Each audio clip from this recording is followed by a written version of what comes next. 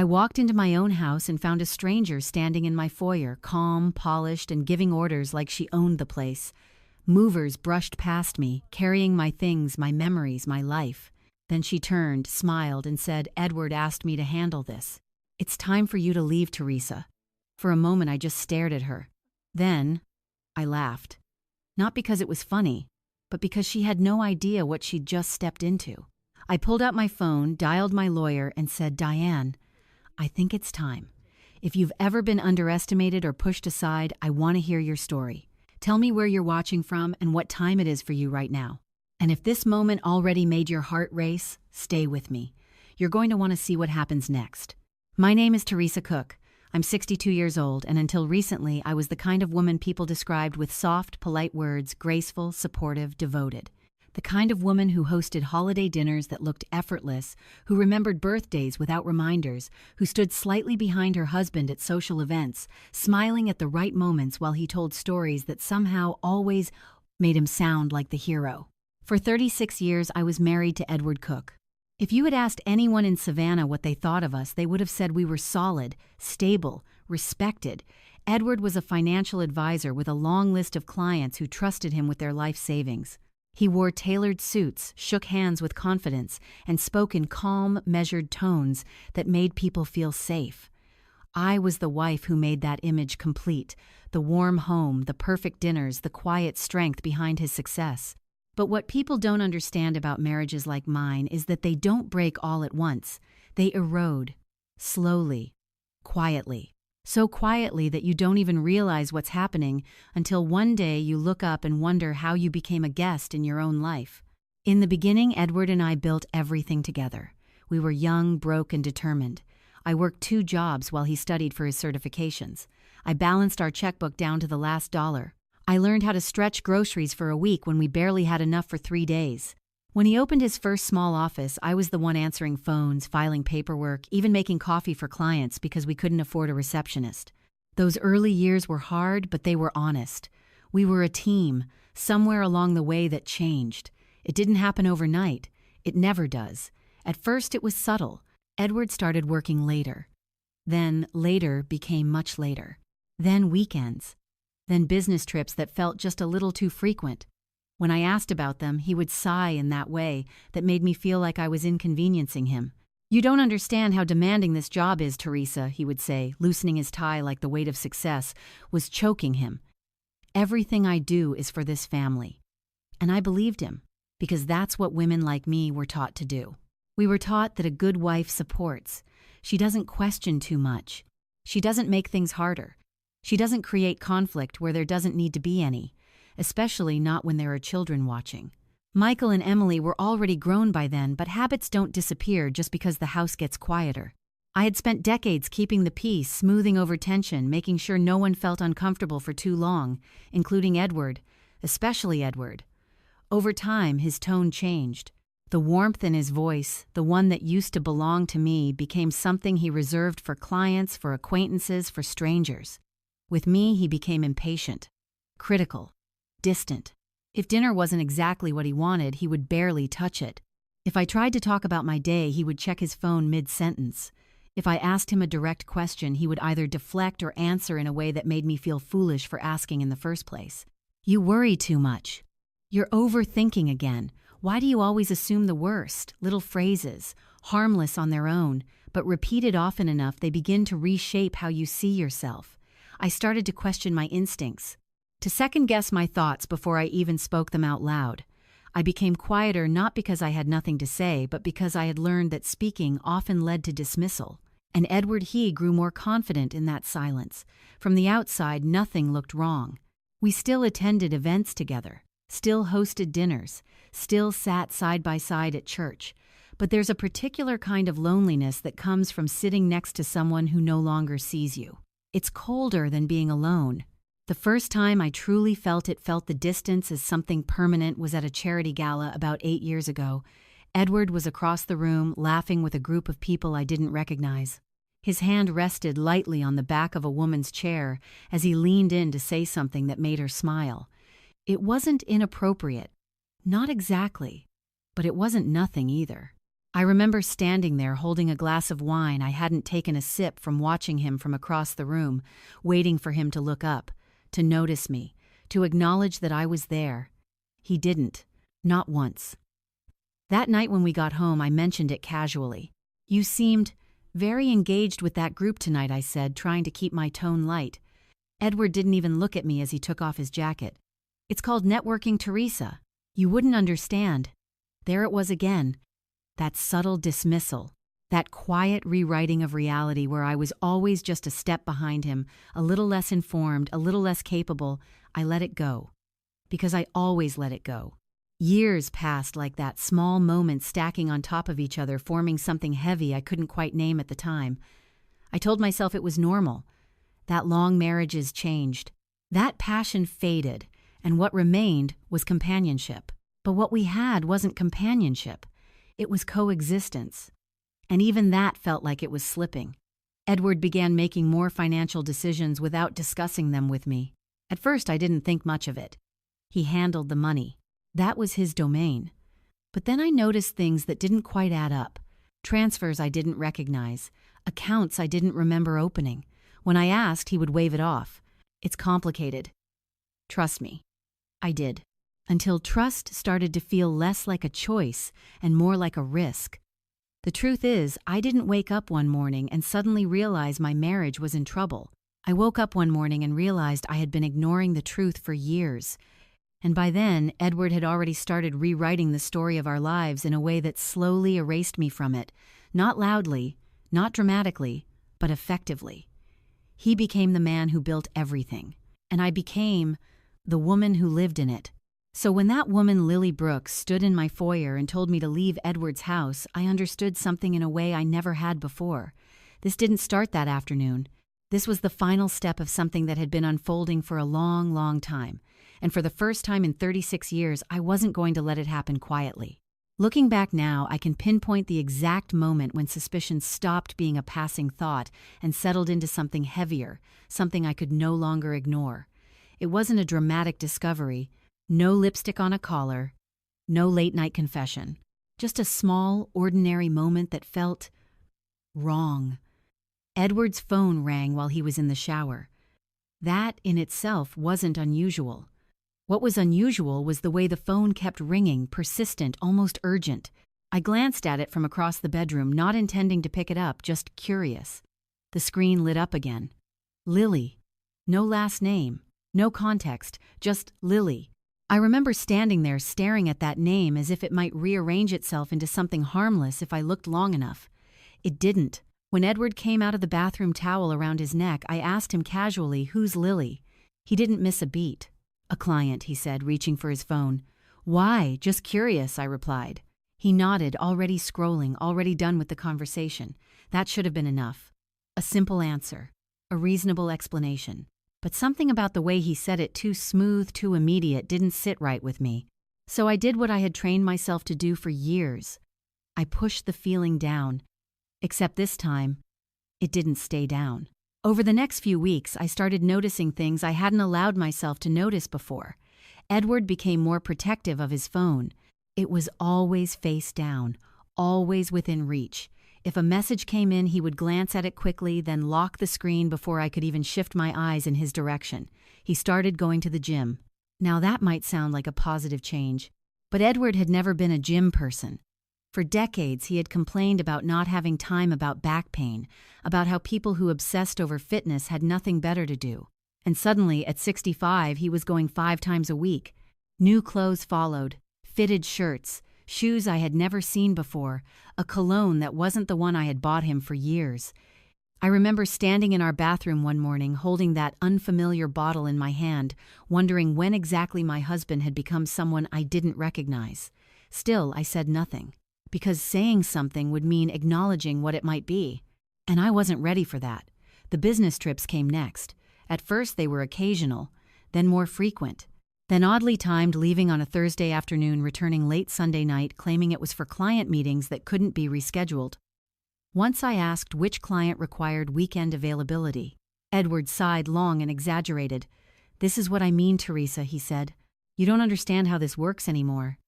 The market doesn't run on your schedule." That word anymore stung more than I expected, as if I had fallen behind, as if I was no longer relevant to the world he lived in. I started to question myself. Maybe I was overthinking. Maybe I was being insecure. Maybe this was just what aging felt like, watching your partner evolve while you stayed the same. So I did something I had done many times before. I turned to my children. Emily came over one afternoon, sitting across from me at the kitchen table with a cup of tea she barely touched. "I think your father might be seeing someone," I said carefully. She blinked, then shook her head almost immediately. "Mom, no," she said. "Dad wouldn't do that." "I'm not saying I'm sure," I replied. Something feels off." Emily reached across the table, placing her hand over mine. "You've been stressed lately," she said gently. "Maybe you're reading too much into things. Dad's just busy. You know how he is." That familiar phrase again. You know how he is. As if that explained everything. As if that made everything acceptable. A few days later, I spoke to Michael. He didn't even let me finish. "Mom, seriously," he said, leaning back in his chair with a frustrated laugh. "Dad's been working his whole life to take care of us. And now you're accusing him of cheating." "I'm not accusing," I said quietly. "I'm asking." "Well, it sounds like accusing," he replied. "And it's not fair, not fair." That was the word he chose. Not concerning, not worth looking into, just unfair. I remember sitting there looking at my son, the boy I had raised, comforted, protected, and realizing that in his eyes I had somehow become the problem. Not Edward. Me. That was the moment something shifted inside me. Not loudly, not dramatically, but permanently. I stopped expecting anyone else to validate what I was feeling. If I wanted the truth, I was going to have to find it myself. So I began to pay attention. Not in an obvious way. I didn't confront Edward. I didn't accuse him. I didn't search his phone or follow him around town. Instead, I watched. I listened. I remembered. I started keeping a small notebook in my nightstand. At first, it felt almost ridiculous, like something out of a detective novel. But the more I wrote, the clearer things became. Dates of his trips, times he left and returned, names he mentioned in passing, changes in his behavior. I wasn't trying to catch him in a lie. I was trying to understand the pattern, and there was a pattern. Always the same days, the same vague explanations, the same defensive tone whenever I asked even the simplest question. Then one evening, everything sharpened. Edward had left his laptop open in the study. That alone wasn't unusual, but what caught my attention was the screen.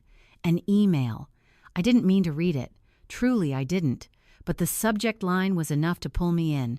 "I missed last weekend already." My chest tightened as I stepped closer. The sender, Lily Brooks. There it was. Not just Lily anymore. A full name. A real person. I read the first line before I could stop myself. "Next time we should stay longer."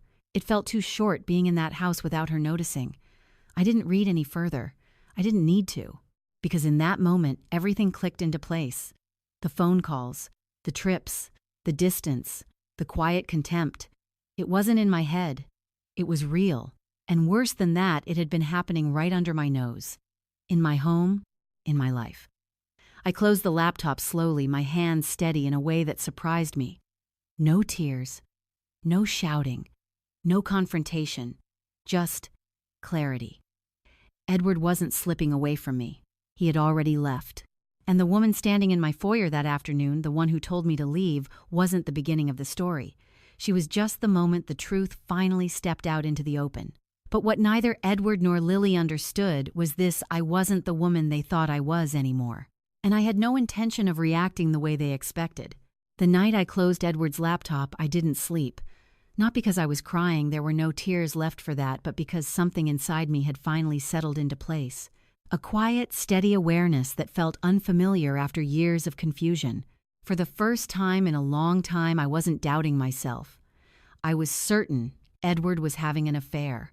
Not a fleeting mistake. Not a moment of weakness. Something sustained. Something calculated. Something that had been happening long enough for him to grow comfortable inside it. And if there's one thing I've learned in 62 years, it's this. People only grow comfortable in lies when they believe those lies won't cost them anything. That thought stayed with me. Because if Edward believed this wouldn't cost him, then he must have already decided what he was willing to risk, and what he thought he could take. The next morning, I made a decision that surprised even me. I didn't confront him. Instead, I made coffee, sat across from him at the breakfast table, and asked about his day as if nothing had changed. He answered without looking up from his phone. "I've got meetings most of the afternoon," he said. "Might be late." "Of course you will," I thought. Out loud, I smiled. "That's fine." That was the moment I stopped reacting and started preparing. The first person I reached out to was Grace Holloway. Grace and I had known each other for over 20 years. Our children had grown up together. We had attended the same church, the same community events, the same quiet gatherings where women shared pieces of their lives in between polite conversation. But what most people didn't know was that Grace had spent nearly 3 decades working as a paralegal before she retired. If anyone could help me understand what I was dealing with, it was her. We met for lunch 2 days later at a small cafe tucked away from the busier parts of Savannah. Grace took one look at my face and didn't bother with small talk. "What happened?" she asked. I told her everything. The phone calls, the trips, the email, the name Lily Brooks. Grace didn't interrupt. She just listened, her expression growing more focused with each detail. When I finished, she leaned back slightly and folded her hands. "Okay," she said calmly. "First thing, you did the right thing by not confronting him." I let out a small breath I didn't realize I'd been holding. "It doesn't feel like it," I admitted. "That's because you're used to reacting emotionally," she said gently, "and there's nothing wrong with that. But in situations like this, emotion is exactly what people like Edward rely on." I frowned. "What do you mean?" "He's already steps ahead," she replied. "You don't cheat for this long without thinking about consequences. He's planning something, Teresa. I'd bet on it." That word again. Planning. It sent a quiet chill through me. Grace reached into her bag and pulled out a small notebook. "I want you to start documenting everything," she said. "Dates, times, anything unusual. Don't assume something is unimportant. Patterns matter." I hesitated. "I've already started doing that," I admitted. Grace smiled faintly. "Good. Then you're further ahead than you think." She paused, studying me carefully. "There's someone I want you to talk to," she added. "Her name is Diane Whitaker. She's one of the best family lawyers in the state. Smart. Careful. And she doesn't scare easily." "I'm not looking for a divorce," I said quickly. Grace didn't react to that. "You're looking for information," she replied. "And right now, that's the most important thing you can have." I didn't call Diane immediately. It took me 3 days. 3 days of watching Edward move through the house like nothing had changed. 3 days of hearing his phone buzz at odd hours. 3 days of pretending I wasn't aware that my life was quietly being rewritten without my consent. On the 4th day, I made the call. Diane Whitaker's office was exactly what I expected. Clean, understated, professional, no unnecessary decorations, no attempts to make things feel softer than they were. She greeted me with a firm handshake and a direct gaze. "Mrs. Cook," she said, "Grace speaks highly of you." "I hope that's a good thing," I replied. "It usually is," Diane said, gesturing for me to sit. I told her everything just as I had told Grace. But where Grace had listened with empathy, Diane listened with precision. She asked questions I hadn't thought to ask. "Who is listed on your property deed? Do you have access to all financial accounts? Has your husband made any recent changes to insurance trusts or beneficiary designations?" Each question felt like it peeled back another layer of something I had never fully examined. "I'm not sure I admitted more than once." Diane nodded, as if that was the answer she expected. "That's okay," she said. "Most people in long marriages aren't." She leaned forward slightly. "Let me be very clear about something, Teresa. Affairs are rarely just about emotions, especially not when there are assets involved." My stomach tightened. "You think this is about money? I think it could be," she replied. "Or control. Or both." She opened a folder on her desk and slid a notepad toward me. "From this point forward, I want you to assume that every decision he's making has a purpose," she said. "Your job is not to react to those decisions. Your job is to understand them." That sentence stayed with me. Understand, not react. Over the next several weeks, I followed Diane's guidance carefully. I gathered documents, bank statements, property records, old tax filings, things I hadn't looked at closely in years because I had trusted Edward to manage them. That trust, I was beginning to realize, had come at a cost. The more I looked, the more questions I found. There were transfers I didn't recognize, accounts linked to names I didn't know. A small company, nothing flashy, nothing obvious that appeared in several transactions. Shell company, Diane said when I showed her. For what I asked. That's what we're going to find out. Then came the part that unsettled me the most. Have you noticed any attempts to undermine your decision-making? Diane asked one afternoon. I frowned. What do you mean? Comments about your memory, your judgment, your emotional stability. I thought about it. Edward's words over the years. You worry too much. You're overthinking. You're not seeing things clearly. I thought that was just... I hesitated. Marriage. Diane's expression didn't change. It might be, she said. Or it might be something else. What kind of something else? She held my gaze. Preparation. That word hit harder than anything else she had said. Preparation for what Diane didn't answer that question directly. Not yet. Instead, she gave me one final piece of advice before I left her office that day. Do not confront him, she said firmly. Not until we understand exactly what he's doing. If he thinks you're unaware, he'll continue. And when people continue, they make mistakes. I nodded slowly. And if I'm right, I asked quietly. If you're right, Diane said, then we make sure he regrets underestimating you. By the time I walked out of her office, something had shifted inside me. I wasn't the woman sitting at the kitchen table wondering if she was imagining things anymore. I was a woman gathering evidence, a woman paying attention, a woman preparing. So when Lily Brooks stood in my foyer weeks later telling me to leave my own home, she thought she was stepping into the final act. But what she didn't know, what none of them knew, was that I had been preparing for that moment long before she ever walked through my front door. There's something people don't talk about enough when it comes to marriage, especially long marriages. Ownership, not just of property, but of narrative, of identity, of who gets credit for what and who quietly disappears behind the scenes. For years, Edward spoke about our home in a way that slowly shifted over time. At first, it was the house we built. Then it became the house I worked so hard to provide.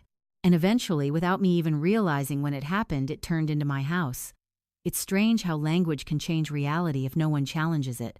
But the truth is, that house in Savannah, the one with the wide porch, the magnolia tree out front, and the kitchen where I raised my children, that house was never Edward's. Not legally, not originally, and not in any way that actually mattered. The house belonged to my family long before Edward ever stepped foot inside it. It was my mother's. She had inherited it from her parents, and when she passed away, it came to me. Not as a gift, not as a shared marital asset, but as a direct inheritance, protected, documented, and very clearly outlined. I remember sitting in a quiet office years ago, signing papers I didn't fully understand at the time, trusting that it was just another step in handling my mother's estate. But those papers mattered. More than I could have imagined. Because after Edward made a series of questionable financial decisions early in his career, risks that didn't pay off the way he expected, my mother insisted on one thing before she finalized everything. The house would be placed into a trust. At the time, Edward had laughed it off. Your mother doesn't trust me, he said with a smile that didn't quite reach his eyes. She's just being careful, I replied. She's being dramatic, he corrected. Maybe she was. Or maybe she saw something I didn't.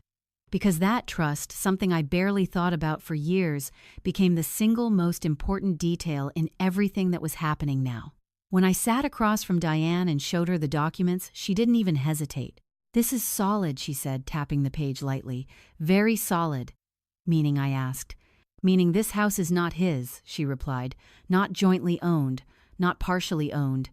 Not something he can transfer, sell, or assign to anyone else. I felt a strange mix of relief and disbelief. But we've been married for decades, I said. Doesn't that change anything? Diane shook her head. Not in this case. Inherited property, especially when it's placed into a properly structured trust, is a completely different category. He can live there. He can benefit from it. But he doesn't own it. That word landed heavily. Own. Edward had built his entire identity around ownership, his business, his success, his family, even me. And now the one thing he seemed most confident about, the house he stood in, the house he presented as his, was the one thing he had absolutely no legal claim to. Then why would he act like it's his? I asked. Diane looked at me carefully. Because no one ever corrected him, she said. I sat back in my chair, letting that sink in. She wasn't wrong. I hadn't corrected him. Not when he casually referred to it as my place in front of clients. Not when he made decisions about renovations without consulting me. Not when he spoke over me in conversations about the house as if my connection to it was sentimental, not real. I had allowed it. Not intentionally. Not consciously. But consistently. And over time, that silence had turned into permission. Permission for him to believe the narrative he was creating. A narrative where he was the provider, the owner, the man who built everything, and I was simply the woman who lived in it. The more I thought about it, the more unsettling it became. Because if Edward believed the house was his or convinced himself that it was, then Lily believing it too made perfect sense. She wasn't the one rewriting reality. She was just stepping into the version of it Edward had been presenting. Still, one question kept circling in my mind. If he doesn't own the house, I said slowly, why would he be bold enough to send her to remove me from it? Diane didn't answer immediately. Instead, she reached for another file and opened it. That's the part that concerns me, she said. My stomach tightened. Why? Because people don't make moves like that unless they think they're protected, she replied. Protected how? She slid a document across the desk toward me. I looked down at it, scanning the text, trying to make sense of what I was seeing. At first, it didn't register. Then it did, and the realization sent a cold wave through my chest. This, I said slowly, this is about my competency, Diane nodded. He's laying groundwork, she said, quietly, strategically. I felt my hands grow colder. For what? To challenge your ability to manage your own affairs, she replied. The room seemed to narrow around me. You're saying he's trying to prove I'm not capable of owning my own home, or managing it, Diane said, or making decisions about it. I stared at the paper again, my mind racing.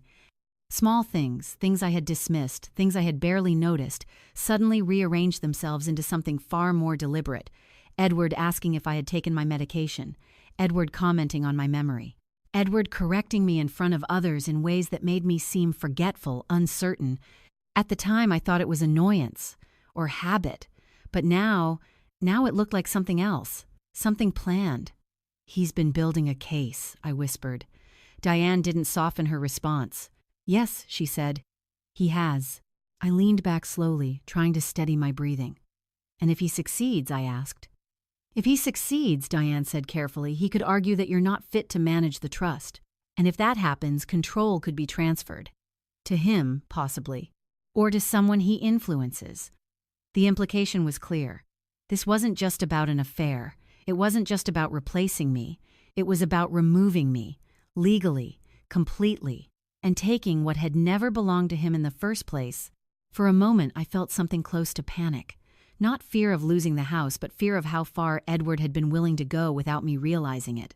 But then Diane said something that shifted everything. Teresa, she said, her voice steady, look at me. I did. You came to me before he made his move, she continued. That matters.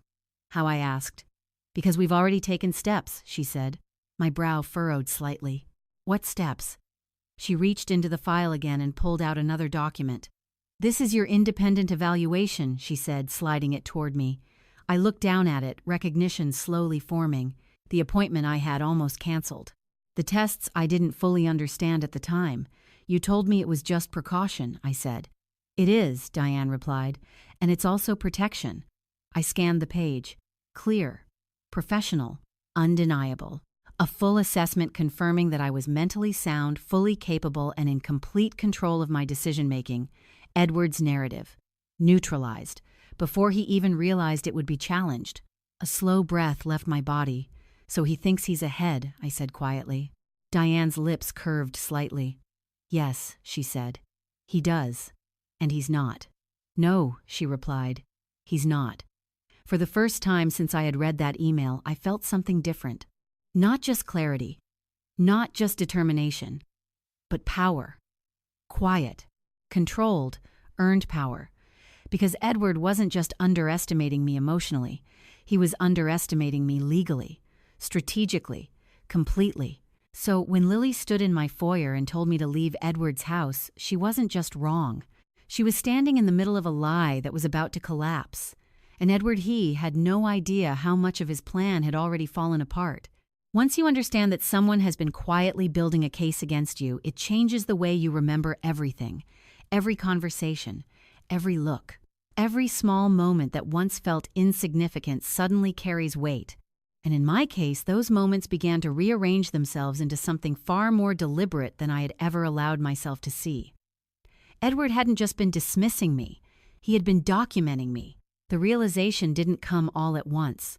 It unfolded slowly, piece by piece, as Diane and I went back through the past year with a different lens. "Tell me about the last time he questioned your memory," Diane said during one of our meetings. I sat across from her trying to recall something that had felt so ordinary at the time. "There was a dinner," I said slowly. "About 6 months ago. We were hosting some of his clients. I forgot to bring out the dessert right away." Diane nodded, encouraging me to continue. "He made a comment," I said. "Something like, 'You've been forgetful lately, Teresa. Maybe you should write things down more.'" Everyone laughed. I laughed too. But now, sitting there in Diane's office, it didn't feel like a joke anymore. It felt like positioning. "Was that the first time?" Diane asked. "No," I admitted. "Just the first time I remember clearly. There were others.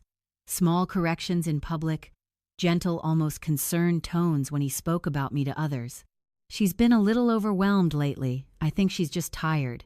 She forgets things sometimes, but who doesn't at our age? Always subtle, always reasonable, always framed in a way that made him sound caring rather than critical." At the time, I had been grateful he wasn't harsher. Now I saw the strategy. He wasn't trying to tear me down. He was trying to reshape how others saw me, and more dangerously, how I saw myself. Because the most effective manipulation doesn't just convince others, it convinces you. "There was a doctor," I said, suddenly, the memory surfacing with a clarity that made my chest tighten. Diane's eyes sharpened. "Tell me about that." "It was after my minor surgery last year," I explained. "Nothing serious, just a procedure that required some pain medication for a few days, and I missed a lunch with Emily," I said. "I completely forgot about it. I was groggy, disoriented." Edward made a big deal out of it. "How so?" He called the doctor, I said, asked if that level of forgetfulness was normal. Then he kept bringing it up afterward. Not aggressively, just repeatedly. I could hear his voice in my head as I spoke. "You didn't remember at all, Teresa. That's not like you. It's concerning. At the time, I had felt embarrassed, ashamed even. I had apologized to Emily, brushed it off, and promised to be more careful. But now it looked like something else." "He used that," I said quietly. Diane didn't hesitate. "Yes," she said, "he likely did." The idea settled heavily between us. Edward had taken a moment when I was vulnerable, medicated, recovering not fully myself, and turned it into a narrative, a starting point, a piece of evidence. "What about written records?" Diane asked. "Emails, notes, anything like that?" I frowned slightly. "I don't know," I said. "I never had access to his work communications." "That's fine," she replied. "We'll find out another way." But I already knew the answer. Because once I started looking, I began to notice things I had overlooked before.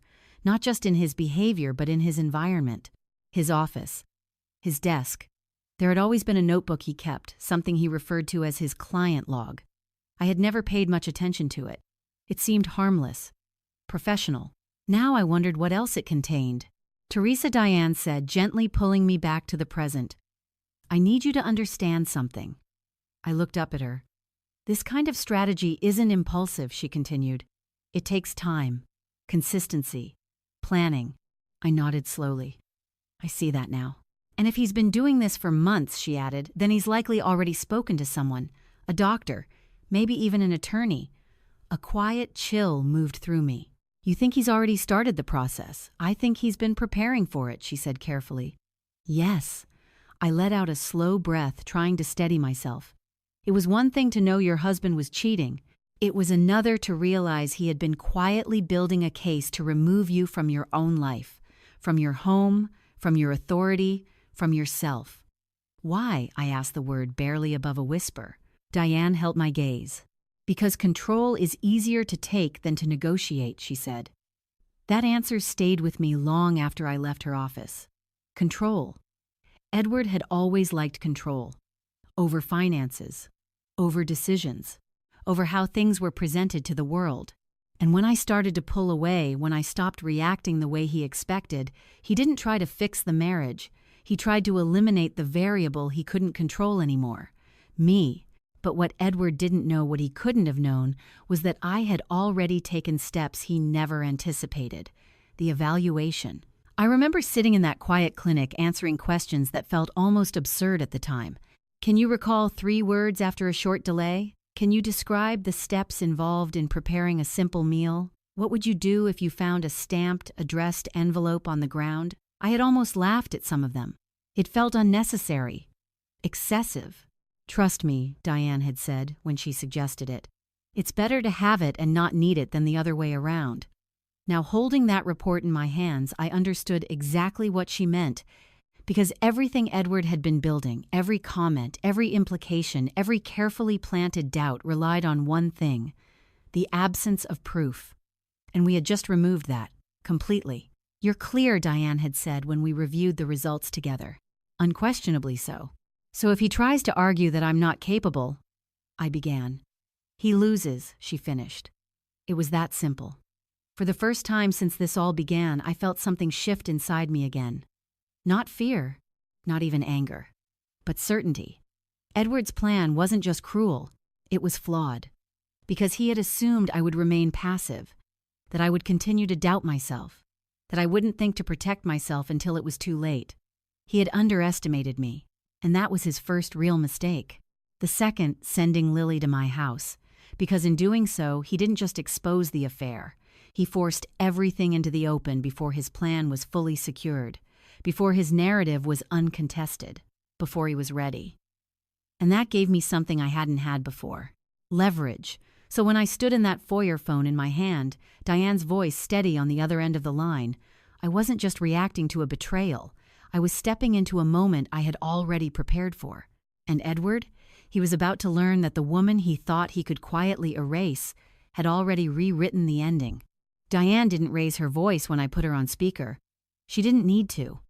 "Good afternoon," she said calmly, her tone even controlled. "This is Diane Whitaker, attorney for Mrs. Teresa Cook." "Who am I speaking with?" Lily hesitated for just a fraction of a second. I saw it, the first crack in her composure. "This is Lily Brooks," she replied, lifting her chin slightly as if trying to recover authority. "I'm here on behalf of Edward Cook." Diane paused just long enough to let that statement settle into the air. "I see," she said. "And what exactly are you doing in Mrs. Cook's residence, miss?" Brooks Lily's eyes flickered toward me, then back toward the phone. "I'm facilitating a transition," she said. "Edward has asked me to oversee the process of." Stop, Diane interrupted, still calm but now unmistakably firm. "Before you say another word, I need you to understand the legal implications of what you are currently doing." The movers, who had been shifting boxes upstairs, began to slow. One of them stepped into the hallway, glancing between Lily and me, sensing the shift in tone. Lily crossed her arms, defensive now. "I don't think that's necessary," she said. "Edward owns this house." "No," Diane replied, her voice cutting cleanly through the room. "He does not. Silence. Not the soft kind. The heavy kind that forces everyone to pay attention." I watched Lily's expression carefully. The confidence didn't disappear all at once. It wavered, just slightly. "You're mistaken," she said. "Edward has made it very clear. Edward has made many things very clear," Diane said. "Unfortunately for you, accuracy is not one of them." A sharp breath left Lily's lips. "This is ridiculous," she snapped. "I'm not discussing property law with you. I'm here to make sure Mrs. Cook vacates the premises peacefully." At that, I almost smiled. Not because it was amusing, but because I could see it now.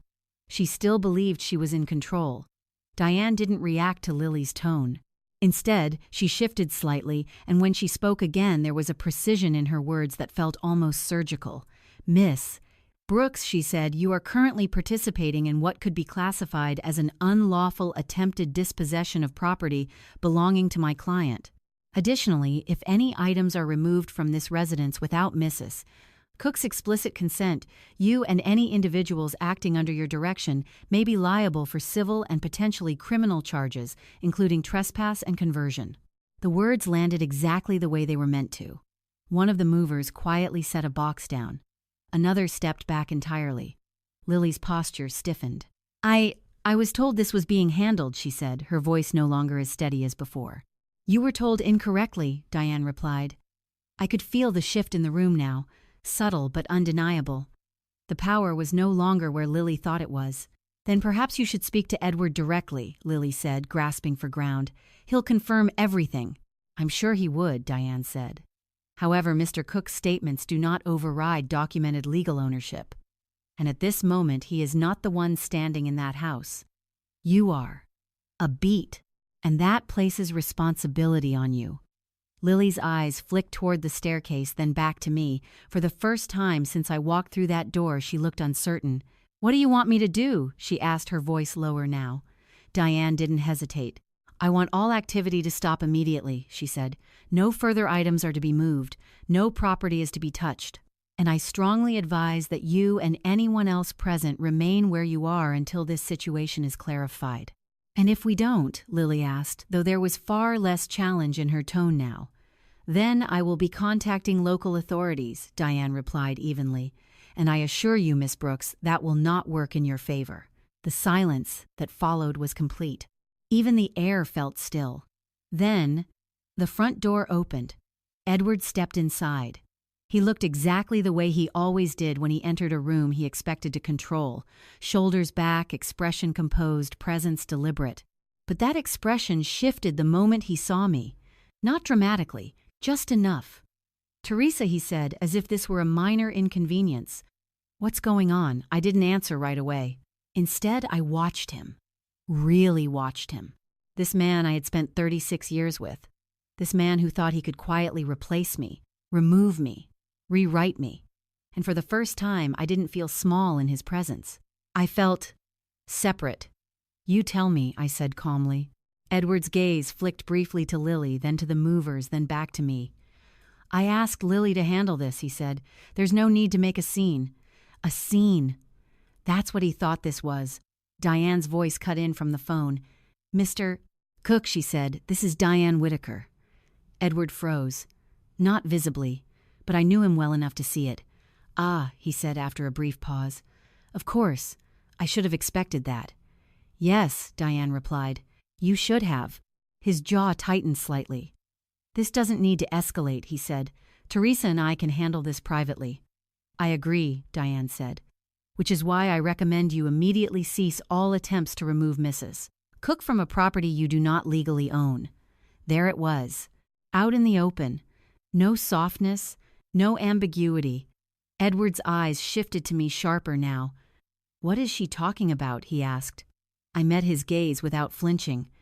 "The truth," I said. For a moment, neither of us spoke. Then Edward let out a short, controlled laugh. "This is unnecessary," he said.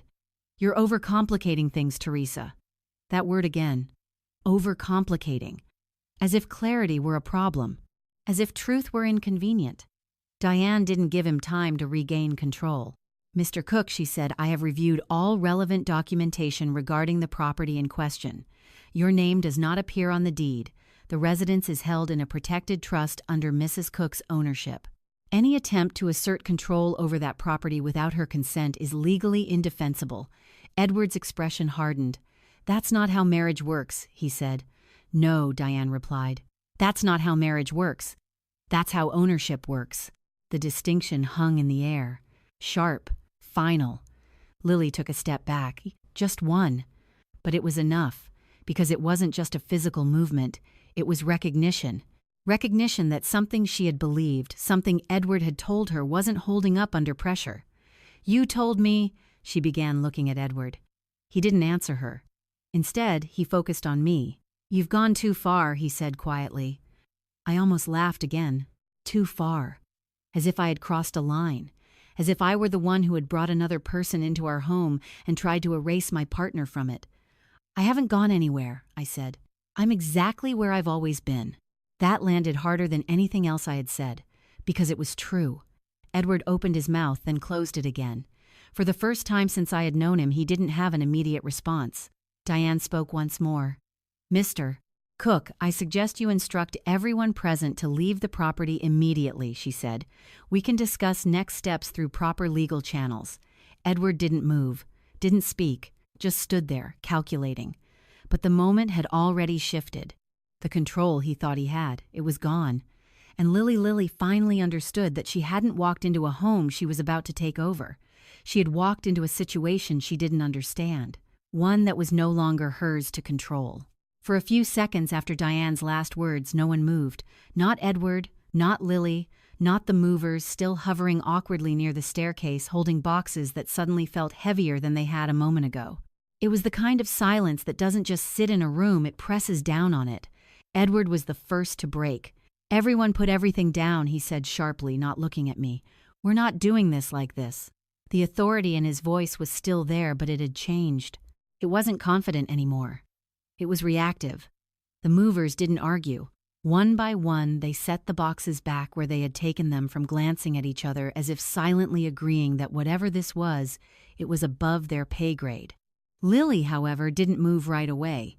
She was still looking at Edward. "You said this was your house," she said, her voice tight, controlled, but no longer soft. Edward didn't respond immediately. Instead, he turned toward her slowly, lowering his voice, just enough to sound calm but not enough to hide the tension underneath. "I said I handle everything here," he replied. "That's not the same thing," Lily shot back. I watched them standing just a few feet apart in my foyer, unraveling in front of each other. And for the first time, I realized something important. This wasn't just my moment, it was hers too. Because whatever Edward had told Lily, whatever version of reality he had sold her, it was beginning to fall apart in real time. "Lily," he said, his tone shifting into something smoother, more controlled, "this is just a technical issue. Lawyers complicate things. You know how they are." "No," she said, shaking her head. "I don't know how they are, but I know what you told me." Her voice rose slightly, no longer concerned about keeping things quiet. "You said this house would be ours. That once everything was settled, we would move in together. You said she gestured toward me without looking, wouldn't fight it." Edward's jaw tightened. "Lower your voice," he muttered. "Why?" Lily snapped. "So she doesn't hear, she's standing right here." I almost admired her in that moment. Not because she was right, but because she was finally asking the questions she should have asked from the beginning. Diane's voice came through the phone again, calm as ever. "Mr. Cook," she said, "I strongly advise you to de-escalate this situation immediately." Edward exhaled slowly, running a hand through his hair. "This is being blown out of proportion," he said. "We can resolve this privately." "You had the opportunity to do that," Diane replied. "You chose not to." That was the thing about truth. Once it's spoken clearly, it's very difficult to push it back into silence. Before Edward could respond, the front door opened again. This time, it was Michael. He stepped inside quickly, his expression already tense, like he had been expecting conflict, but not this. "What's going on?" he asked, looking from Edward to Lily to me. "Your mother is making a scene," Edward said immediately. I didn't react, not because it didn't hurt, but because I had expected it. Michael frowned, turning toward me. "Mom, I met his eyes." "This is my house," I said simply. He blinked. "I know that," he said. "What does that have to do with no?" I interrupted gently. "You don't know that." The confusion on his face deepened. "Of course I do," he said. "Dad bought, he didn't," Diane's voice cut in. Michael's head snapped toward the phone. "Who's that?" he asked. "Diane Whitaker," I said. "My lawyer." That word lawyer shifted something in him immediately. "Why do you need a lawyer?" he asked, his tone sharpening. Edward stepped in before I could answer. "This is unnecessary," he said. "Your mother is overreacting." Diane didn't allow that narrative to settle. "Mr. Cook," she said, "if you continue to misrepresent the facts, I will have no choice but to proceed formally." Michael looked between us clearly, trying to piece things together. "Someone explain what's happening," he said. I took a slow breath. "This house belongs to me," I said. "Legally. Completely. Your father has no ownership over it." Michael stared at me. Then at Edward. Then back at me. "That's not," he started. "It is," Diane said. There was a pause. A long one. "You're saying Dad doesn't own this house?" Michael asked. "Yes," Diane replied. "That is exactly what I'm saying." Michael's brow furrowed. "That doesn't make sense," he said. He's always acted like he did," I said softly. "That's not the same thing." The room shifted again. Not dramatically, but enough. Because now it wasn't just Lily questioning Edward. It was his son. "Dad," Michael said, his voice lower now. Edward didn't answer right away. He looked at me instead. As if this were my fault. As if I had created this moment. "Is this true?" Michael pressed.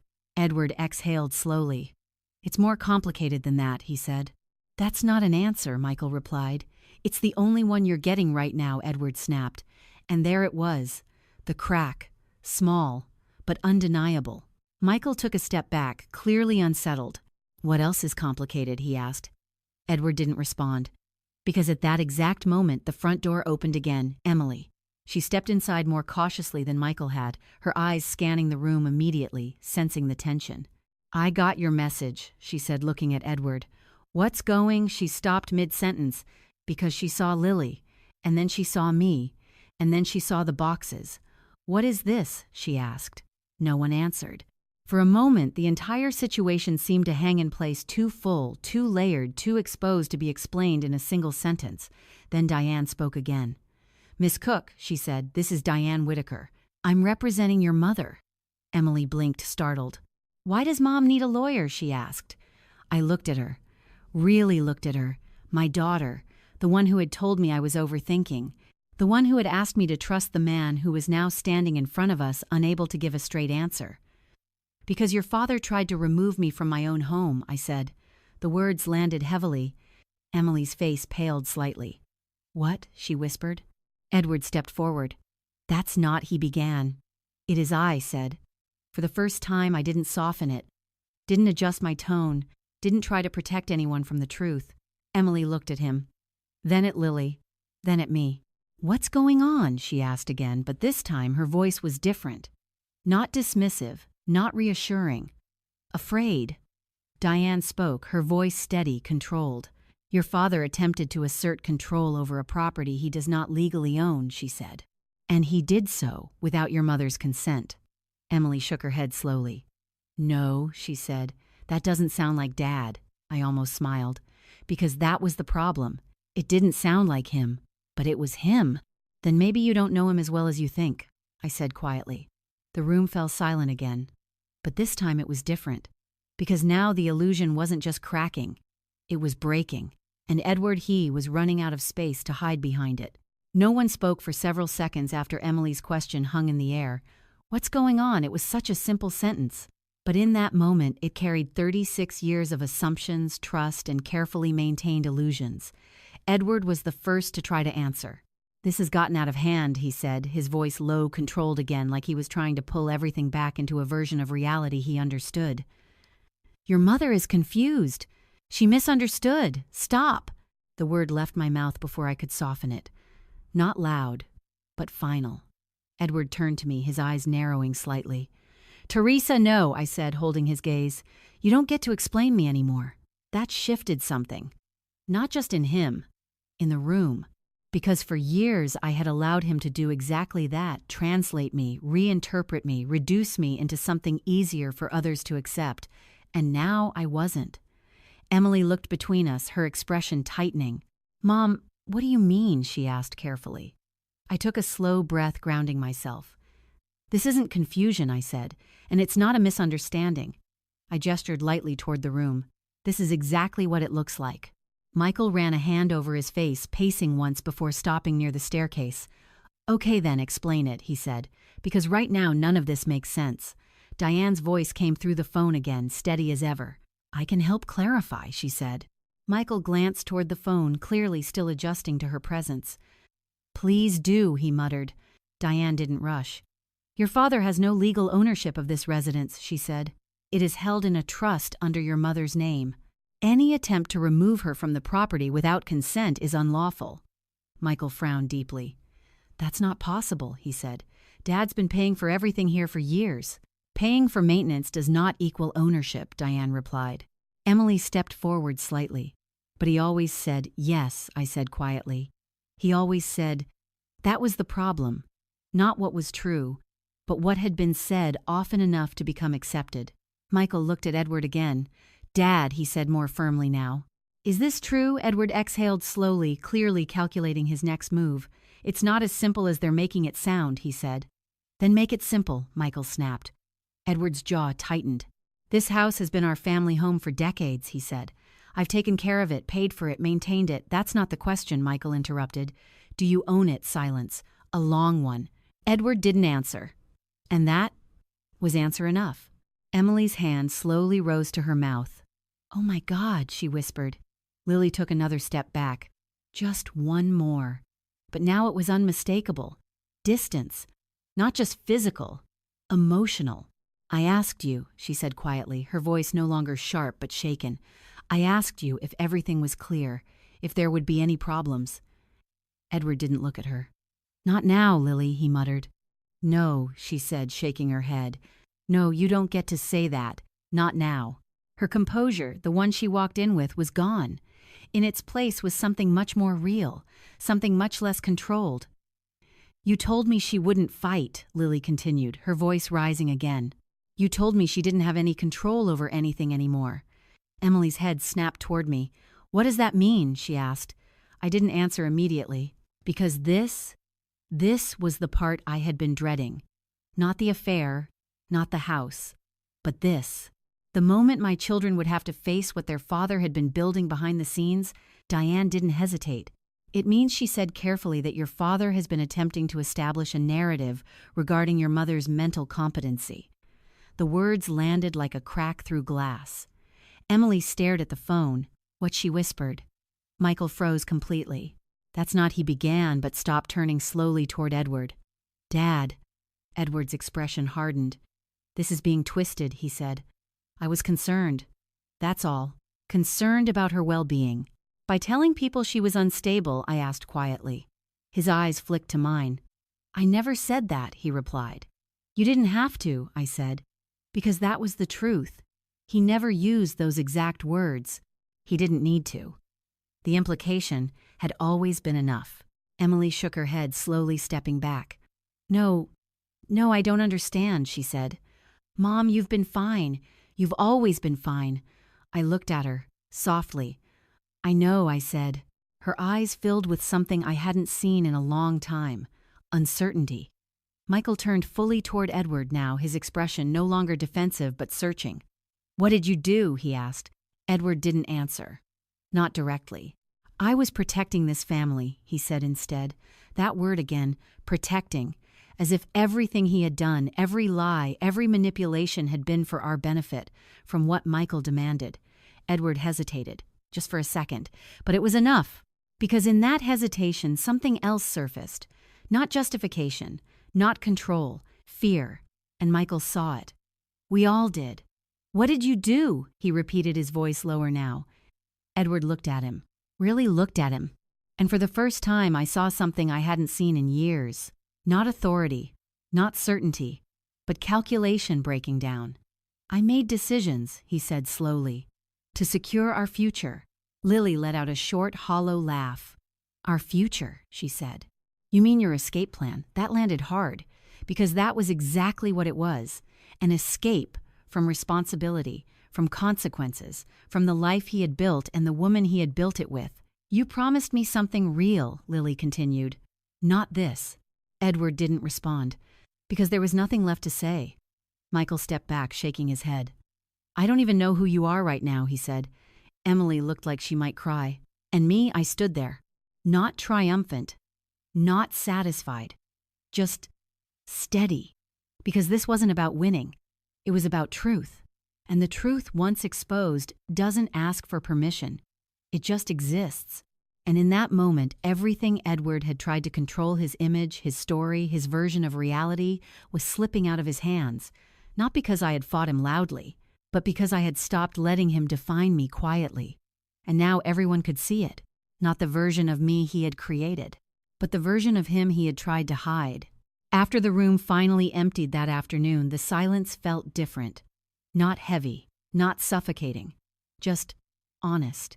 The movers had left first, quickly, quietly, without asking questions. Lily followed not long after, though she didn't say a word to me before she walked out. She paused briefly near the door as if she wanted to say something, then thought better of it. Edward remained the longest. Of course he did. He always stayed until he believed he had regained some form of control. But this time there was nothing left for him to control. He stood in the center of the living room, looking around like a man trying to recognize a place that had suddenly turned unfamiliar. "This isn't over," he said finally. I didn't respond. Not because I didn't hear him, but because for the first time I didn't feel the need to answer. After a moment, he left, and just like that, my house was quiet again. That evening, I sat at the kitchen table alone, the same table where I had served thousands of meals, the same table where my children had done their homework, where birthdays had been celebrated, where apologies had been made and sometimes avoided. And now it felt like a place where something had finally been acknowledged. Not fixed, not resolved, but seen. I called Diane. "It's done," I said. "For now," she replied. I leaned back in my chair. "He's not going to stop," I added. "No," she said. "He's not." There was no comfort in her voice, just truth. "Then what's next?" I asked. There was a pause. Then Diane said something that shifted everything again. "We go on offense." I frowned slightly. "What does that mean?" "It means we stop reacting to what he's done," she said, "and start exposing what he's been doing." The words settled slowly. Exposing. Not just defending. Not just protecting. But revealing.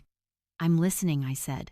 Over the next hour, Diane walked me through everything they had uncovered and everything they were beginning to understand. It wasn't just the affair. It never had been. The financial records I had gathered, the ones that didn't quite make sense, had started to form a pattern. Transfers between accounts that weren't directly connected to Edward's primary business. Small amounts at first, then larger ones, always structured in a way that avoided attention. "There's a company tied to these transactions," Diane explained. "A limited liability entity that appears to have no clear operational purpose. The one I showed you," I said. "Yes," she confirmed. "And it's not just inactive. It's being used." "For what?" There was a pause. "For movement," she said carefully. "Money being redirected. Repositioned." My stomach tightened. "Is that illegal?" "It depends on the source of the funds," she replied, "and how they're being reported.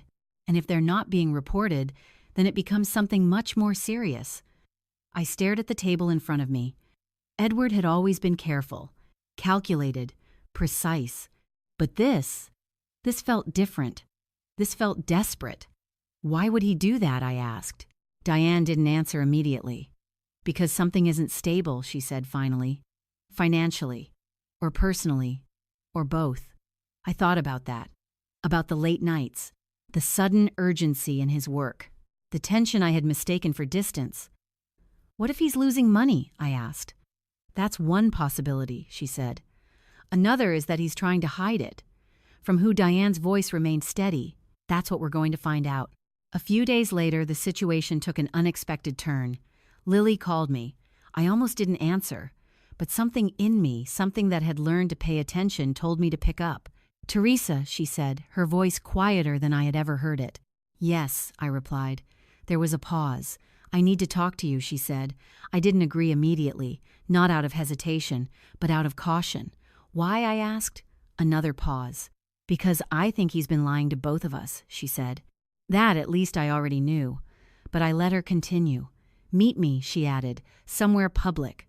I chose a small cafe, not the one I had gone to with Grace, but something similar. Quiet, neutral, safe. Lily arrived 5 minutes late. She looked different.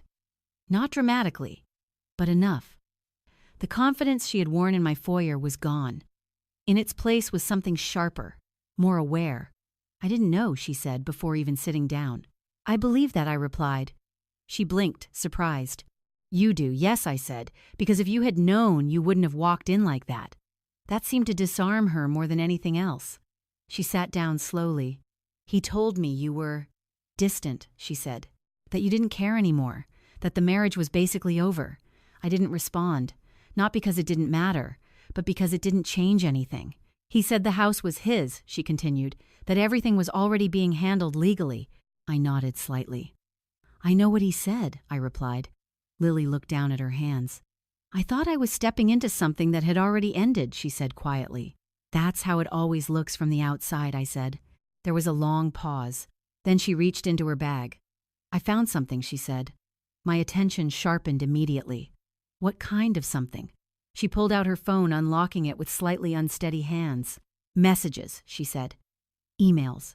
Things he showed me without realizing what they meant." She turned the screen toward me. I leaned forward, and as I read, the pieces that Diane had been assembling began to fall into place.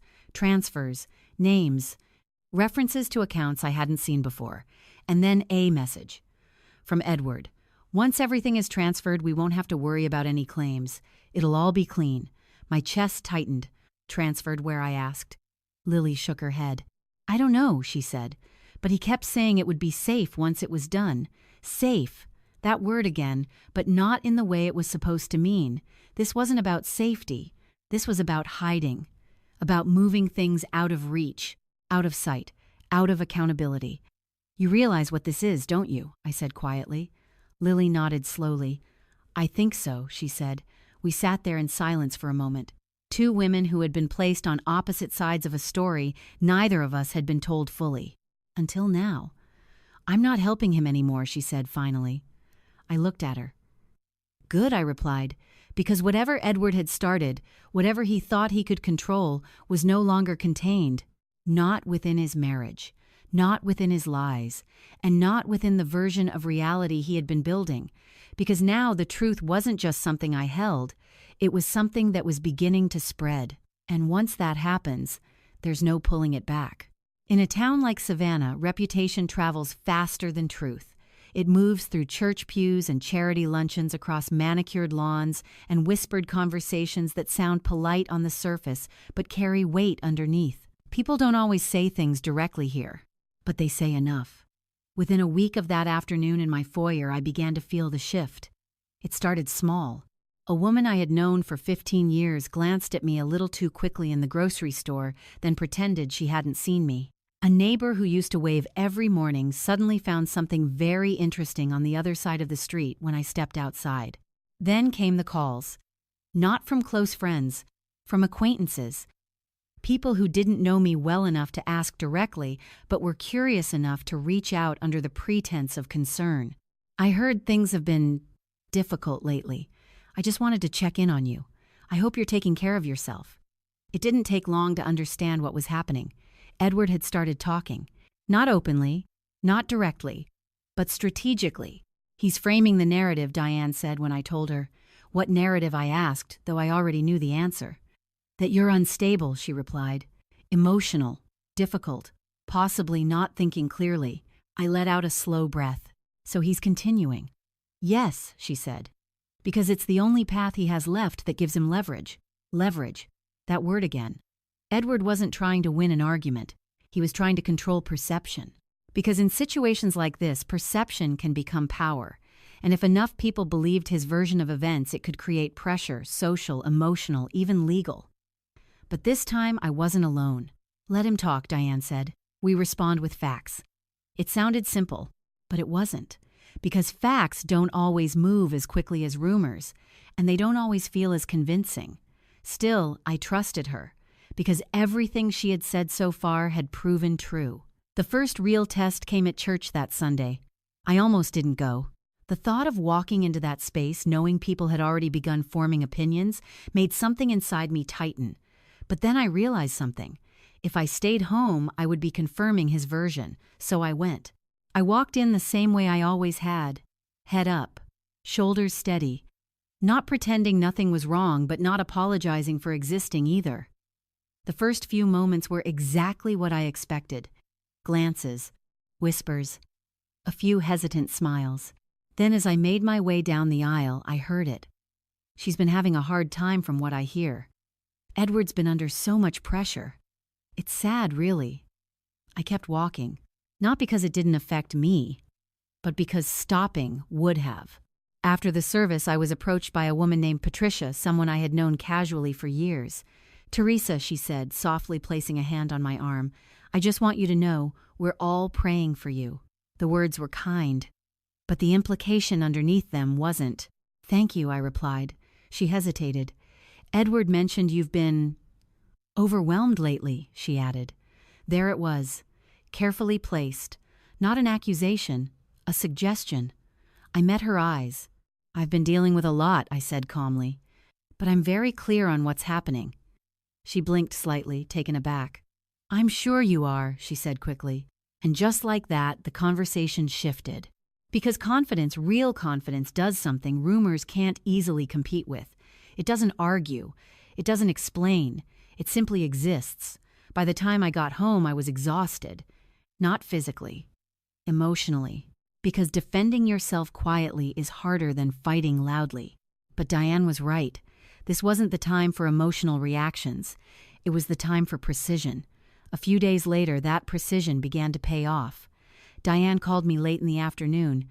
"I think we have something," she said. I sat down immediately. "What kind of something?" One of Edward's associates reached out, she explained. "Someone who's worked with him for years." My attention sharpened. "Why would they do that?" "Because they're concerned," she said. "And possibly protecting themselves." That made sense. If Edward was doing what we suspected, moving money, hiding transactions, he wasn't just risking his own position. He was putting others in danger too. "What did they say?" I asked. "They confirmed irregularities," Diane replied. "Transfers that don't align with client accounts. Movements that could raise serious questions if examined closely." My grip tightened on the phone. "So, it's real?" "Yes," she said. "And it's bigger than we initially thought." A quiet silence followed. Then I asked the question that had been forming in my mind for days. "Is this criminal?" Diane didn't rush her answer. "It could be," she said carefully, "depending on intent and scope." I leaned back, trying to process that. Edward, my husband, the man who had built his entire identity around trust and professionalism, now standing on the edge of something that could destroy everything. "Why would he risk that?" I asked. "Because he's already losing control," Diane said. "And people who are losing control often make increasingly desperate decisions to regain it." That word again. Desperate. It fit. More than I wanted it to.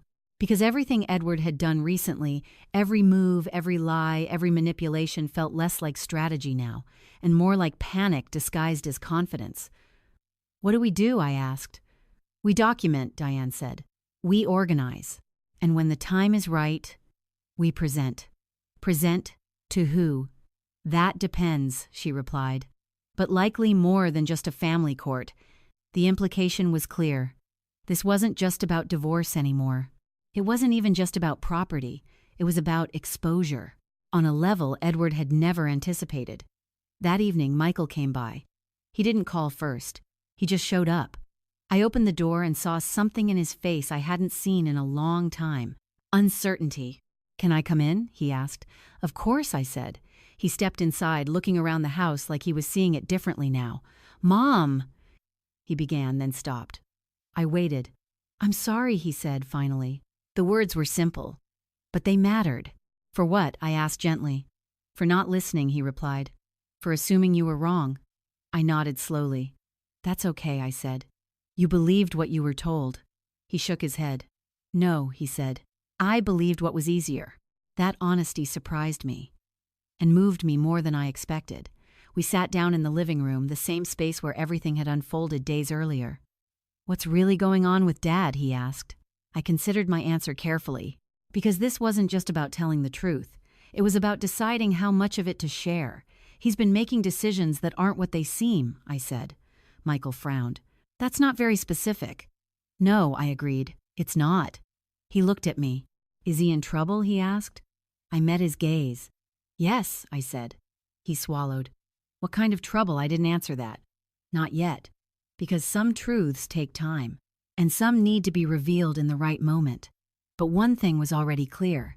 Edward's version of reality, the one he had built so carefully, so quietly, was beginning to collapse.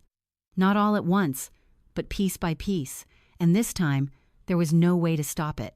The week that followed felt like standing at the edge of a storm you can finally see but can't yet predict. Everything was in motion, quietly, precisely, inevitably.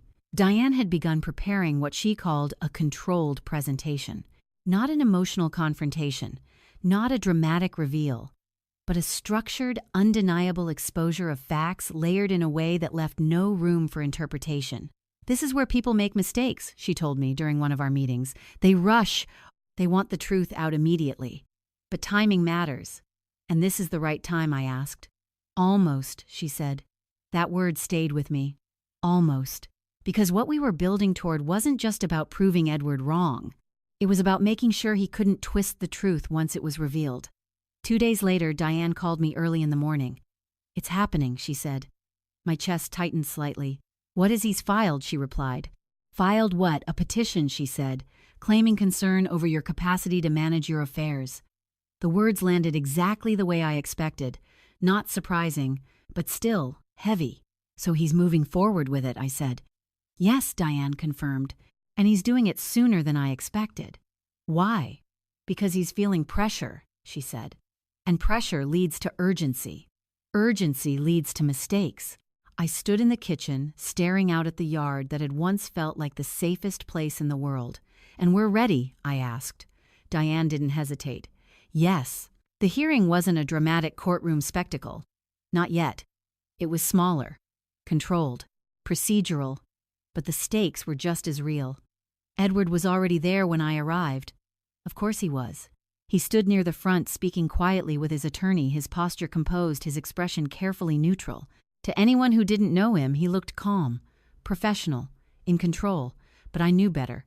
I could see it in the way his fingers tapped lightly against his arm, in the slight tension in his jaw, in the way his eyes flicked toward me just a second too quickly before looking away. He was holding it together, but barely. Emily was there. So was Michael. Neither of them stood next to Edward. That alone said more than anything else. When Diane and I took our seats, she placed a folder in front of me. "Everything we need is in here," she said quietly. I nodded. Not because I wasn't nervous, but because I was ready. The proceedings began simply. Edward's attorney spoke first. Measured, polished, carefully worded. He outlined concerns about my recent behavior, my emotional instability, and my declining ability to manage complex financial and personal responsibilities.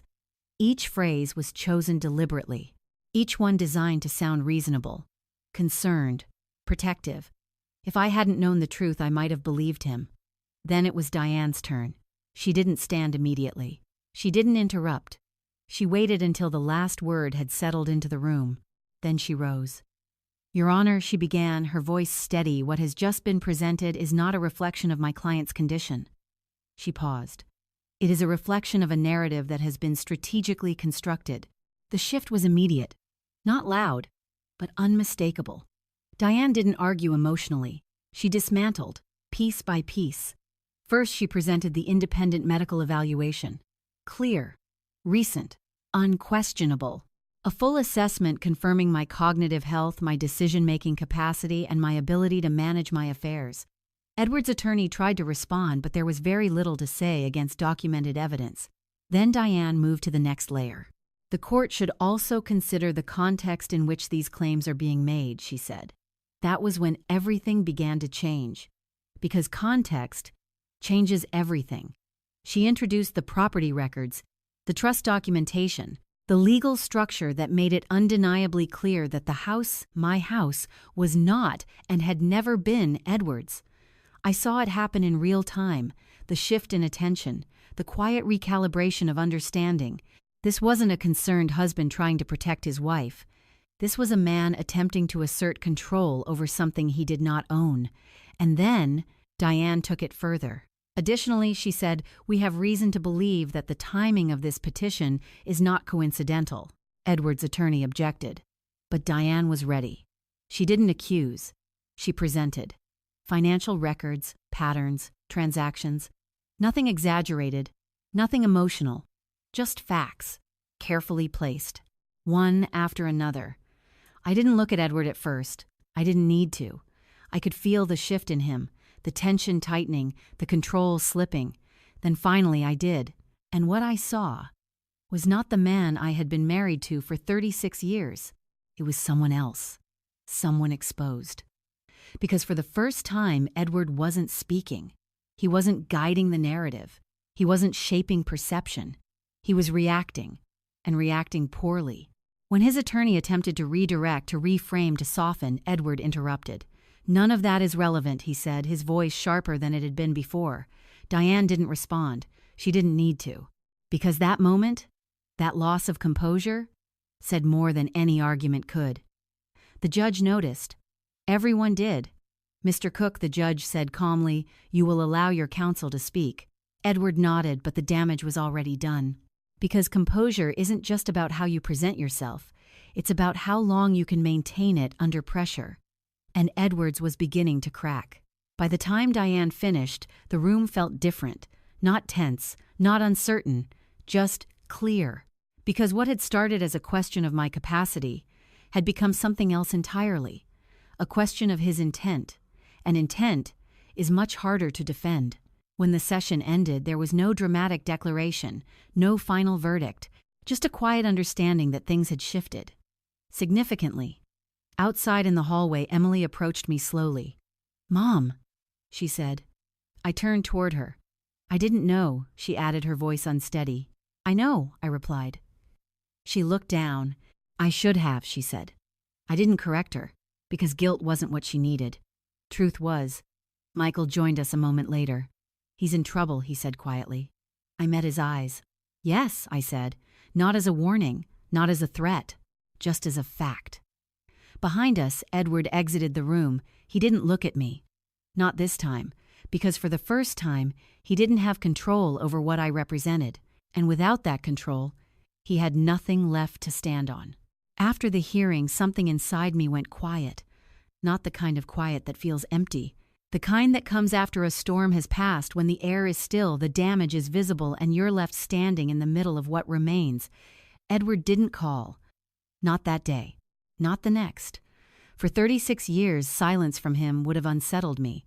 I would have replayed every conversation, questioned every word, wondered what I had done wrong. But now his silence felt like confirmation, not of his strength, but of his unraveling. 3 days later, Diane called. "They've withdrawn the petition," she said. I closed my eyes briefly, letting that settle. "So that's it?" I asked. "For that part," she replied. "Yes." I nodded slowly. "And the rest?" There was a pause. "The rest is still moving," she said, "and it's not looking good for him." That was the thing about consequences. They don't always arrive all at once. Sometimes they come in layers. Quiet at first, then undeniable. Over the next 2 weeks, the pieces began to fall faster.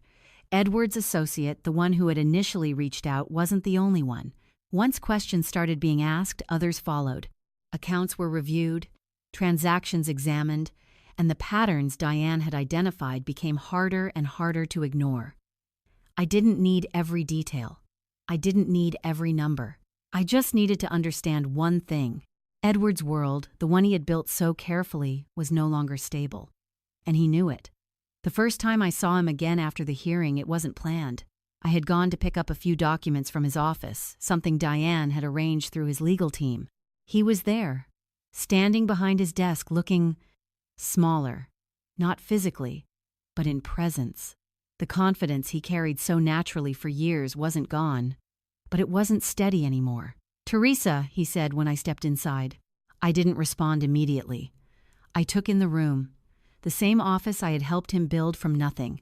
The same desk I had dusted, organized, supported from the background while he became the man everyone admired. And now, it felt like a stage after the performance had ended. "What are you doing here?" he asked. "Collecting documents," I said. He nodded slowly. Of course, everything was official now, structured, no longer something he could control through tone or presence. "I didn't think it would go this way," he said after a moment. I looked at him. "No," I replied. "You didn't." He exhaled, running a hand over his face. "You could have talked to me," he said. "We didn't have to end up here." That almost made me smile. Not because it was funny, but because it was so predictable. "We did talk," I said. "For years." He shook his head. "That's not what I mean." "I know," I replied, because what he meant was something else. He meant I could have stayed quiet, compliant, manageable. "I gave you everything," he said, his voice tightening slightly. "Everything we built it," I corrected. The words landed harder than I expected, because for the first time I wasn't letting him take that away from me. Not the work, not the years, not the life we had created. Edward didn't argue. He didn't correct me. He just looked tired. "You don't understand what I was dealing with," he said. I held his gaze. "Then explain it," I said. He hesitated. And in that hesitation, I realized something. He couldn't. Not in a way that would justify what he had done. Not in a way that would make sense. "Things got complicated," he said finally. There it was again. Complicated, a word that hides more than it reveals. "They didn't have to," I replied. He looked away, because he knew that was true. There was a long silence between us. Not hostile. Not emotional. Just final.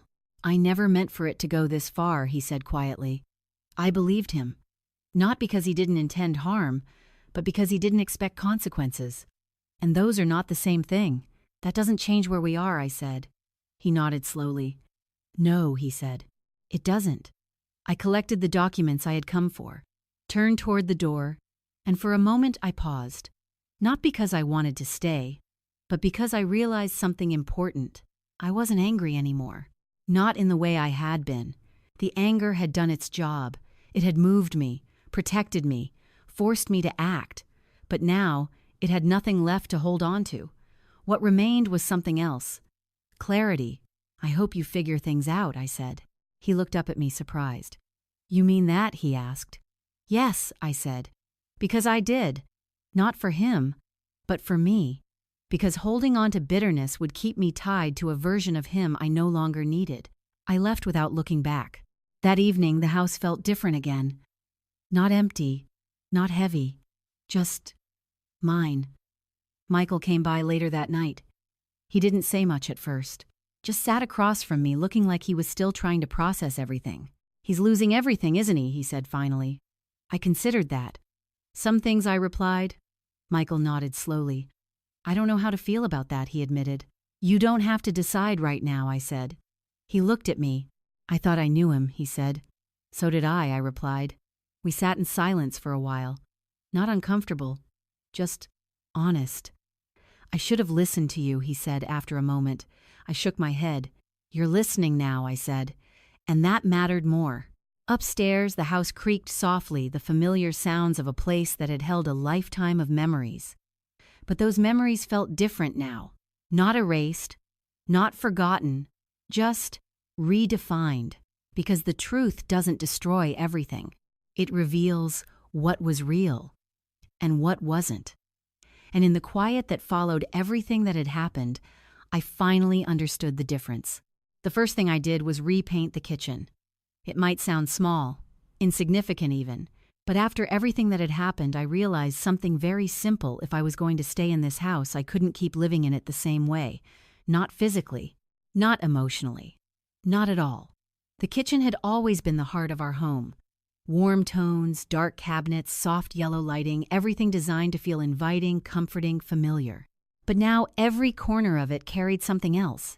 Echoes. Memories of conversations where I had swallowed my thoughts.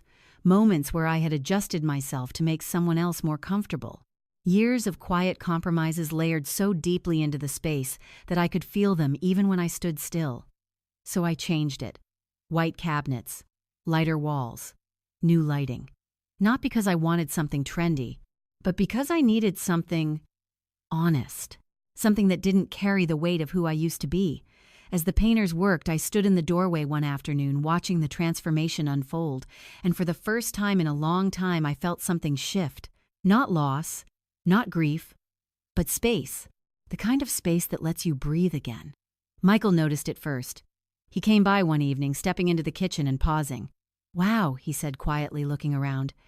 This feels different. It is, I replied. He nodded slowly. Yeah, he said. It really is. There was something in his tone, something thoughtful, almost careful that hadn't been there before. He was seeing things now. Not just the house, but me. Over the next few weeks, he started showing up more often. Not out of obligation, but intention. He fixed things that didn't need fixing. Organized paperwork I had already sorted, brought groceries I hadn't asked for. At first, I thought he was trying to make up for something. But then I realized he wasn't trying to fix the past. He was trying to understand the present. I didn't see it, he said one afternoon as we sat in the living room going through some documents together. I know, I replied. He shook his head. No, he said. I mean, I really didn't see it. The way he talked to you. The way you... He hesitated. The way what I asked gently. The way you disappeared, he said. The words landed softly. But they stayed. Because he was right. I had. Not all at once. Not dramatically. But slowly. Quietly. Piece by piece. Until there was barely anything left for anyone to notice. Except now. Now there was. Emily's journey was different. Harder. Not because she didn't care, but because she had built something inside herself that took longer to unravel. She came by one afternoon without calling. I found her standing in the garden near the old magnolia tree, the same place she used to sit as a teenager when she needed space. "Hi," she said when she saw me. "Hi," I replied. We stood there for a moment, the silence between us, not uncomfortable but not easy either. "I started seeing someone," she said suddenly. I blinked. "A therapist," she added quickly. I nodded. "That's good," I said. She looked down at her hands. "I think I learned something from him," she said. "From Dad." I didn't respond. I didn't need to. "I learned how to ignore things that made me uncomfortable," she continued. "How to tell myself everything was fine even when it wasn't." Her voice wavered slightly. "And when you tried to say something, I shut you down." I stepped closer. "You were trying to keep things stable," I said. She shook her head. "I was trying to keep things easy," she replied. "That honesty, it mattered. More than an apology ever could." "I don't want to do that anymore," she said. I nodded. "Then don't," I replied. "Because healing isn't about rewriting the past. It's about changing what you do with it." We started small. Lunches, conversations. Not about everything. Not all at once. But enough. Enough to begin building something new. Something real. The house continued to change. Not all at once. Not dramatically, but intentionally. I donated furniture I had kept out of habit, not attachment. Rearranged rooms that had been organized around someone else's preferences. Opened windows I used to keep closed. Let light in where I hadn't realized it was missing. And slowly, the house stopped feeling like a place where something had ended, and started feeling like a place where something was beginning. Grace visited one afternoon, standing in the living room with a quiet smile. "You did it," she said. "I'm still doing it," I replied. She nodded. "That's the point," she said. We sat together talking the way we used to, easily, honestly, without the need to filter or soften. "You know," she added after a moment, "a lot of people would have just sold the house." I smiled slightly. "I thought about it," I admitted. "But you didn't." "No," I said. "Why?" I looked around. At the walls, the light, the space that now felt like mine in a way it hadn't before. "Because leaving wouldn't have been freedom," I said. "It would have been escape." Grace nodded slowly. "And staying?" she asked. "Staying," I said, "is choice." That was the difference. Not being forced, not being pushed, but choosing. For the first time in a long time, one evening as the sun set through the kitchen windows, I stood at the counter preparing dinner. Not for a crowd, not for an event, just for myself. Michael and Emily were coming later, not because they had to, but because they wanted to. And that felt different.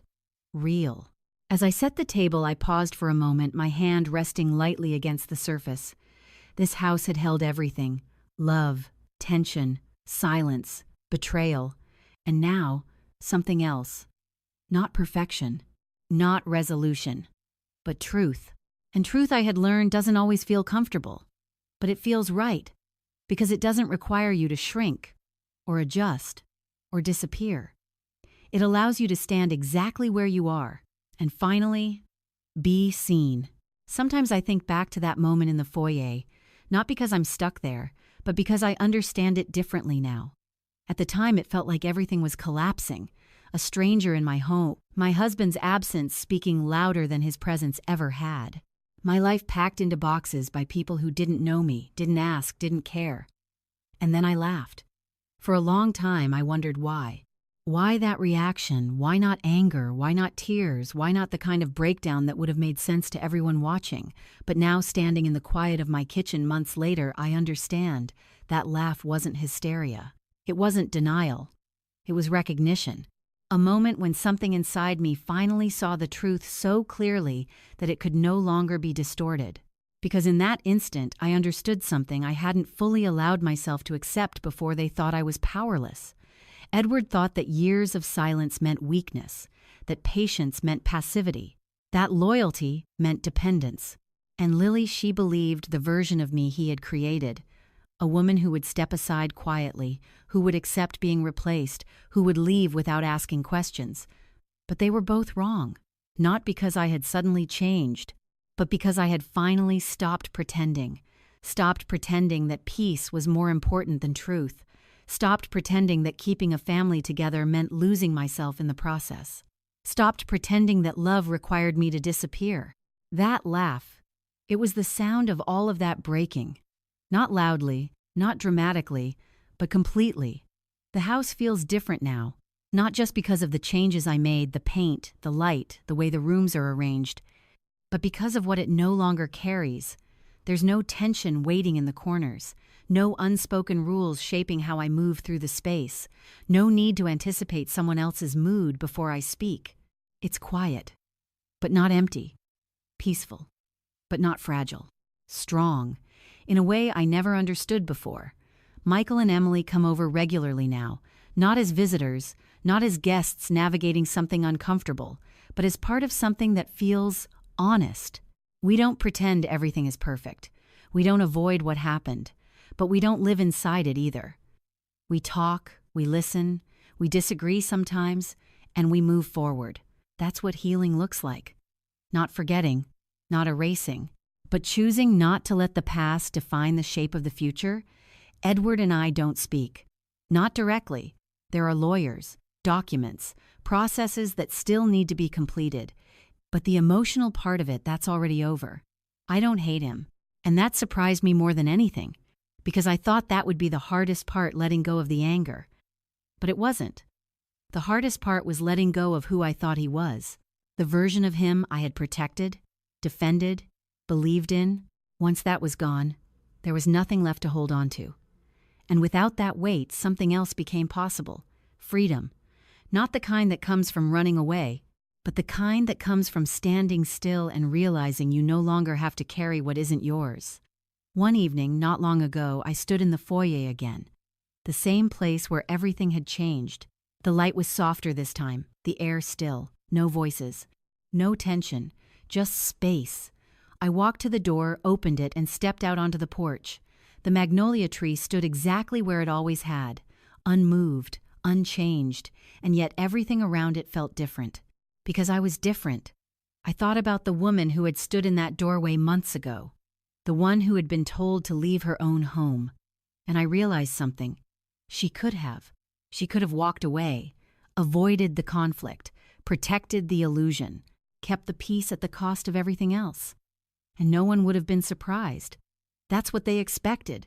That's what I had always done. But she didn't. I didn't.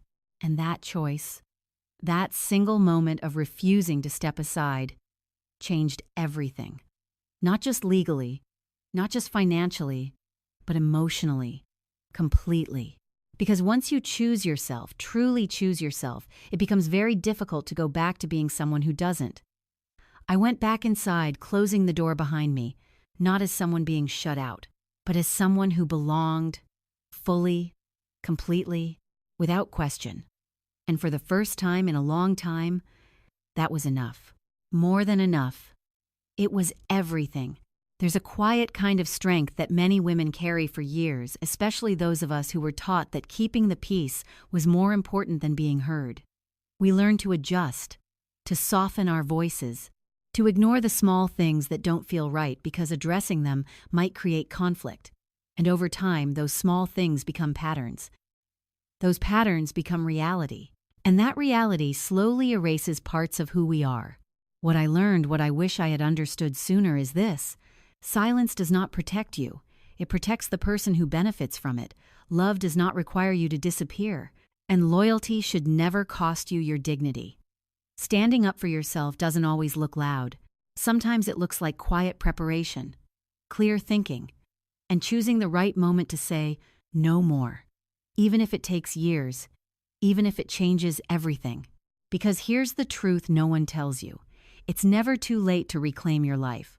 Not at 30, not at 50, not at 62, and not after everything feels like it's already been decided for you. You are allowed to change the ending. You are allowed to choose yourself. And when you do, you might lose the version of life you thought you had, but you gain something far more important, the truth. If this story spoke to you in any way, I'd love to hear from you.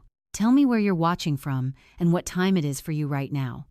Have you ever had a moment where you finally chose yourself? Share your thoughts in the comments. And if you believe in stories about strength, truth, and starting over, Don't forget to like and subscribe. You're not alone, and you never have been.